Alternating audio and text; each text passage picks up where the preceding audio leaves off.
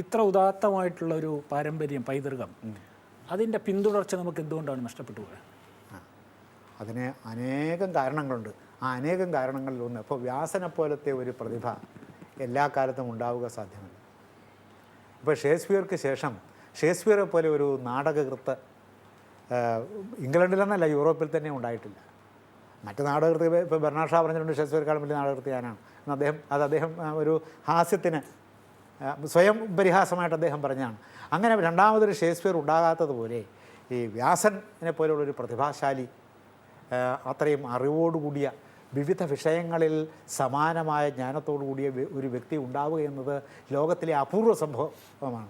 അപ്പോൾ സാധാരണ കവികൾക്കും പ്രതിഭാശാലികൾക്കുമേ എല്ലാ കാലത്തും ജനിക്കാൻ സാധ്യമാകും. അതുകൊണ്ട് വ്യാസൻ്റെ തുടർച്ച നിലനിർത്തിക്കൊണ്ടുപോകുക എന്നതും വ്യാസനെ പൂർണ്ണമായി മനസ്സിലാക്കുക എന്നതും വളരെ ദുർവഹമായ ഒരു വ്യായാമം, മനസ്സിലാക്കുന്നത് തന്നെ വളരെ ദുർവഹമായ വ്യായാമമാണ്. പിന്നെ എന്തുകൊണ്ടാണ് ആ ചിന്തയുടെ നൈരന്തര്യമില്ലാത്തതെന്ന് വെച്ചാൽ അനേകം വിദേശീയമായ ആക്രമണത്തിന് നമ്മുടെ സംസ്കാരം വിധേയമായിട്ടുണ്ട്. ഏതാണ്ട് AD 7-ാം ശതകം മുതൽ അനേകം വിദേശ ആക്രമണകാരികൾ ഭാരതത്തിലേക്ക് കടന്നു വരികയും നമ്മുടെ സംസ്കാരത്തെ അവരെ അധപ്പതിപ്പിക്കുകയും ആക്രമിച്ച് തകർക്കുകയും ചെയ്തിട്ടുണ്ട്.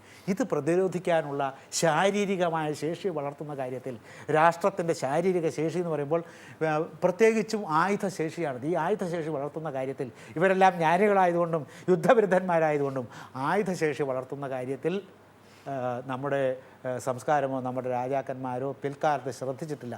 മാത്രമല്ല ഉപനിഷത്തിലെ സദ്വാക്യങ്ങൾ, ഉപനിഷത്തിലെ ജ്ഞാനവാക്യങ്ങളെന്ന് പറയും.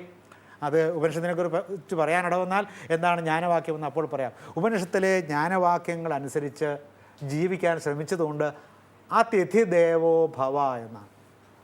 പുറത്തുനിന്ന് വരുന്നവരെ, അന്യന്മാരെ മുഴുവനും അതിഥികളായിട്ട് കാണുക എന്ന് പറയുന്ന ഉപനിഷത്ത് ഉദ്ദേശിക്കാത്ത ഒരു തലത്തിലേക്ക് അതിന് അർത്ഥവ്യാഖ്യാനം കൊടുത്ത് അധപ്പതിച്ച ആളുകളാണ് നമ്മുടെ രാജാക്കന്മാരും നമ്മുടെ ജനതയും. അതുകൊണ്ടാണ് നമ്മുടെ ആക്രമണത്തിന് ഇത്ര പരിഹരിക്കാൻ വയ്യാത്ത തരത്തിലുള്ള അപരിഹാര്യമായ പരിക്കുകൾ പറ്റുകയും നമ്മുടെ സംസ്കാരം രോഗഗ്രസ്തമാവുകയും അതിൻ്റെ നൈരന്തര്യം നിന്നുപോവുകയും ചെയ്തത് ഏതാണ്ട് പ്രാകൃതന്മാരായ വിദേശികളുടെ നമ്മുടെ രാഷ്ട്രത്തിലേക്കുള്ള നിരന്തരമായ ആക്രമിച്ചു വരവോടുകൂടിയാണ്.